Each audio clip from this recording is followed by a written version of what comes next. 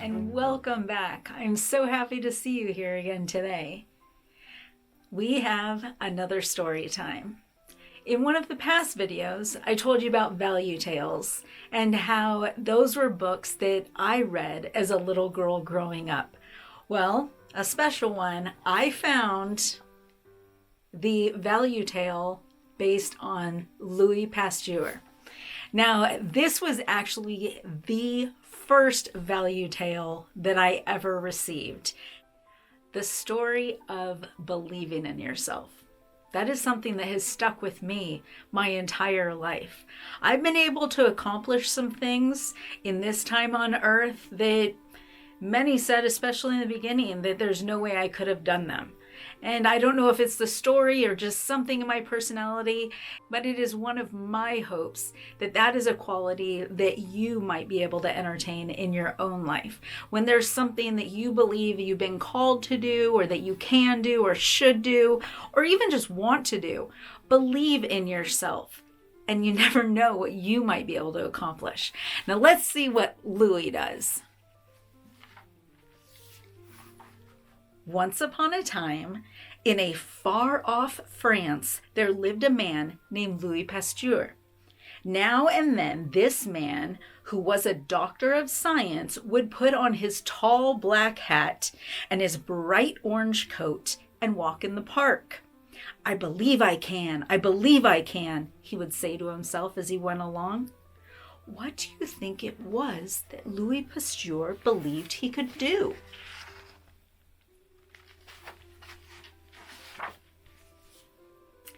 It was something important.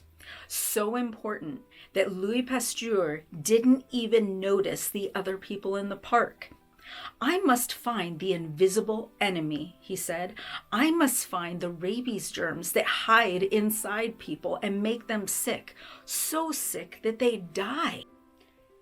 Once I find that invisible enemy, I'll think of a way to kill it.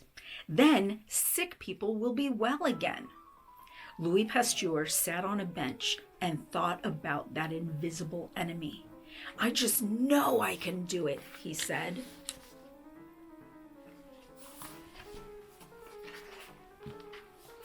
"What a silly man," said some children who happened to be near.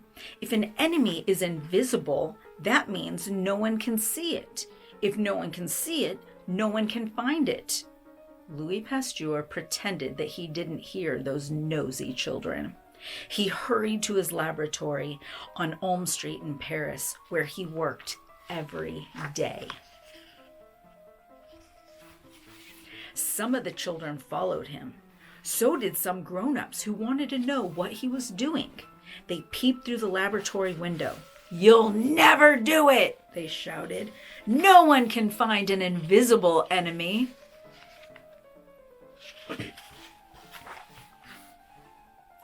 Louis Pasteur didn't care what the children thought.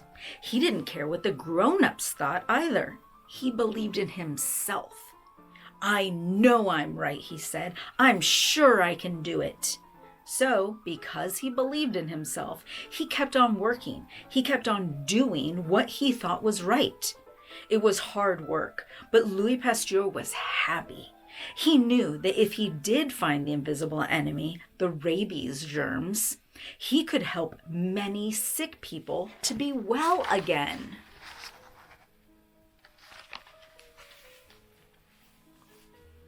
While the mean children laughed and poked fun at Louis Pasteur, who was working in his laboratory in France, a little boy was laughing and poking a stick at a poor, sick dog in another land far away, a land called Germany. The boy's name was Joey. He wasn't really a cruel little boy. He was just thoughtless, as children sometimes are, and he liked to tease, as children sometimes do. Soon, Joey could see that the dog was very mad. He even had white foam around his mouth, foam like whipped cream. He tried to bark as if to say, "Stop it, stop it," but he couldn't bark. Something was wrong. Do you know what was wrong?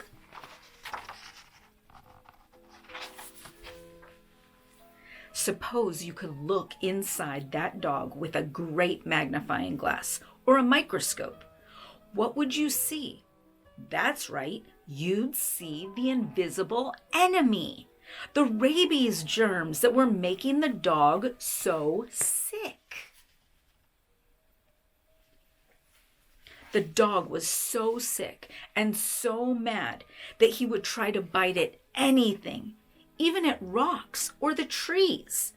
If he could, he would surely bite the boy who had poked a stick at him. When Joey went off, he didn't notice one very important thing. Can you see what that thing was? Yes, it was the gate. The gate in the fence had come open. The mad, sick dog could get out. He could run after Joey and bite him.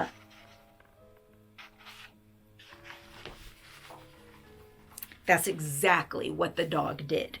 Ouch! Ouch! Cried Joey as the mad, sick dog bit him on the arms and the legs. And then it happened. The invisible enemy, the rabies germs that they were hiding in the dog, traveled from the dog's foaming mouth into the little boy. Help! Help! Joey shouted. Daddy, please help me! Joey's father heard, and he ran out of his cottage to see what was the matter. When he saw the dog biting his little boy, he was terribly afraid. Yes, he was a big, strong man, but he was afraid. Sometimes even daddies are afraid. But Joey's father was brave. He ran toward the dog. Get away! Get away! He shouted at the dog. He waved his arms and stamped his feet. The dog ran off.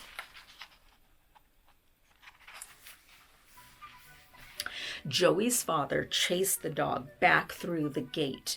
When the dog was safely behind the fence, Joey's father carefully closed the gate. But the damage had already been done. The little boy was lying on the ground, crying and bleeding. He had been bitten 14 times. I'm afraid my boy is going to be very sick, said Joey's father to himself. His father picked Joey up. Did you tease that dog? He asked. Yes, Daddy. I'm sorry, whispered Joey. He was badly hurt, and he felt very tired. I'll take you home, said his father sadly. He was sad because he knew the terrible thing that had happened to his son. The little boy now had the invisible enemy, the rabies germs hiding inside him. Soon he was not only hurt and tired, he was sick. Everyone who knew Joey was sad. Everyone knew that if a person was bitten by a sick, mad dog, that person would surely die.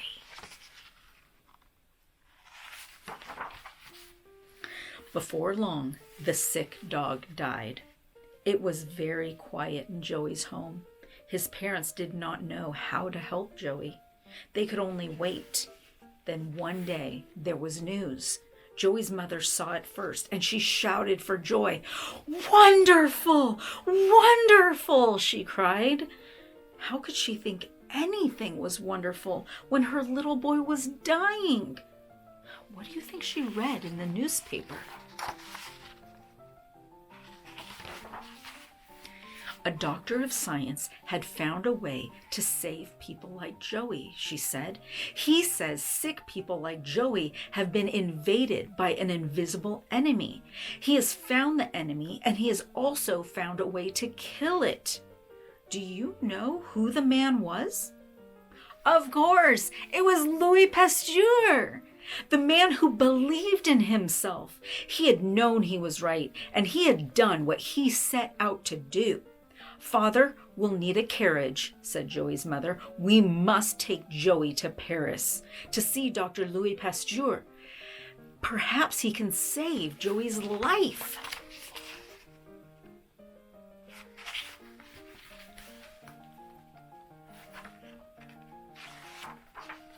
Joey's father ran. He hired a fine carriage and a stout and able coachman. 6 fast white horses were hitched to the carriage. Joey's parents wrapped Joey up in warm, soft blankets and put him into the carriage. "I wish the dog hadn't died," said Joey sadly.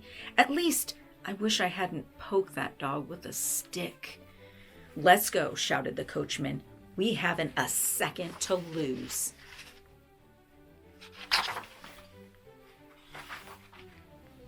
"Hurry," said Joey's mother as the horses galloped down a long, long road to Paris.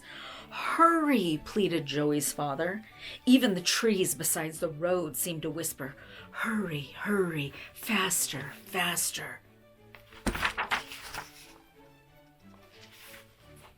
They were tired and dusty when they arrived at Louis Pasteur's door, but they were happy to be there. They knocked, and Louis Pasteur opened the door and welcomed them.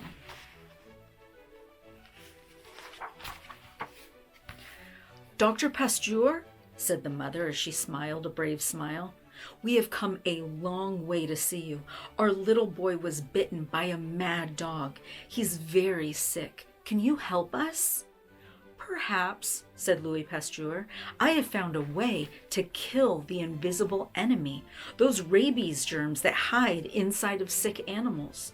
Perhaps I can kill the ones that are hidden in your little boy."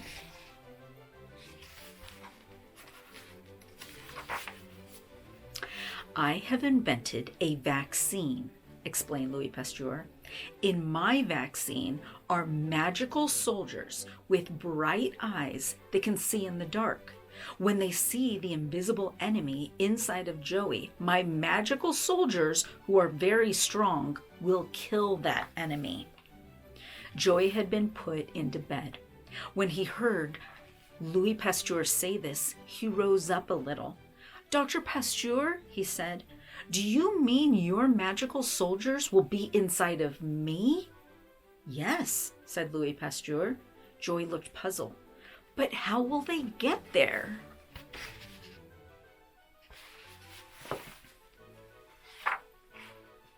"Very easily," said Louis Pasteur. "My magical soldiers can march through long needles and into little boys. They march together like a mighty army." "But needles hurt," said Joey. "Sometimes," admitted Dr. Pasteur. "But can you be brave, Joey, while my magical soldiers march into you?"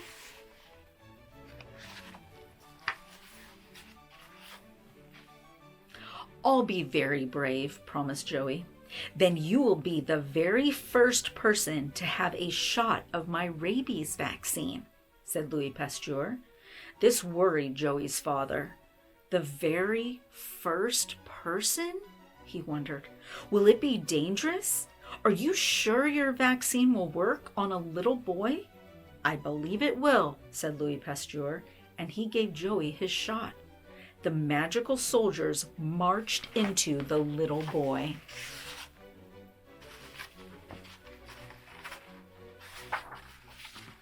When they got inside Joey, they found that it was dark. The magical soldiers peered here and there with their magical eyes. At last, they spotted the enemy, those rabies germs that had always been invisible until now. At first, they saw only 12. Can you see them too? They knew that there were really millions of germs inside Joey. "You'll never beat us," said the terrible germs. "Yes, we will," cried the magical soldiers.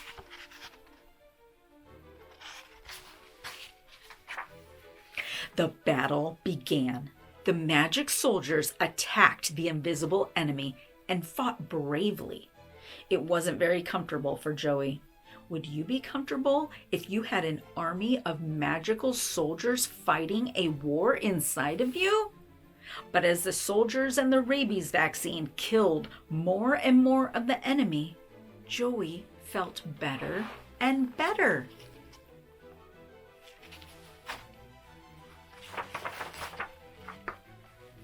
When the last of the enemy had been beaten, Joey felt well. So well that he jumped out of bed and danced around in a circle with his mother, his father, and of course, Dr. Louis Pasteur, who felt as much like dancing as any of them. Hurrah! Hurrah! They all shouted. Then Joey thanked Louis Pasteur and rode back home to Germany in the carriage with his mother and father.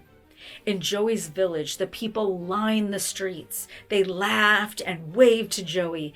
Everyone was so happy that he was alive. Even the yellow sun in the sky seemed happy.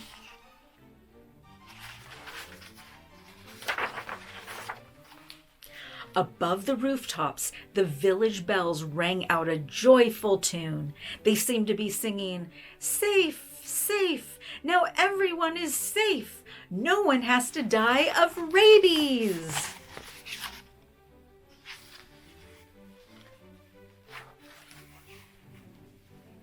Meanwhile, back in France where he lived and worked, many people now wanted to talk to Dr. Pasteur. "Dr. Pasteur," said some of the children, "we think you are wonderful. You found the cure for rabies." "Yes, I did," smiled Dr. Pasteur, "and I am very happy. But do you know what made me feel so good while I was trying to find the cure?"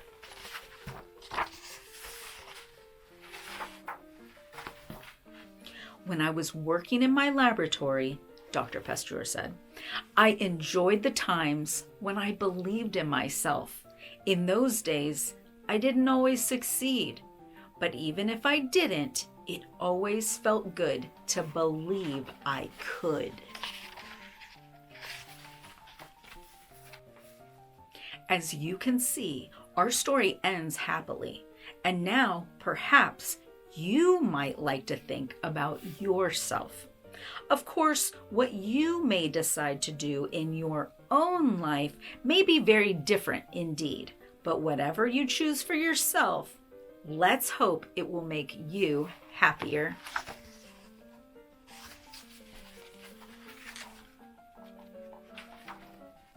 Just like our good friend, Louis Pasteur. And again, there's a historical fact page in the back. You can pause and read it if you would like to. What do you think of that story? Good old Mr. Dr. Louis Pasteur, believing in yourself. I think there's a few different lessons in here besides believing in yourself. I think little Joy probably learned a lesson about teasing. I know we all tease our brothers and sisters, as I've seen you guys do. But maybe that's something to think about. Is always the right thing that might come back and bite you, literally. And his dad was scared, but he was brave too. I think it was John Wayne that said, "Courage is being scared to death and saddling up anyway." That means even if you're scared, when you're brave, you can accomplish great things. Again, believing in yourself. Well, I love you very much. I hope you got something out of this story, and I will see you next time. Again, may God bless you with peace, protection, love, and mercy. See you next time. Bye-bye.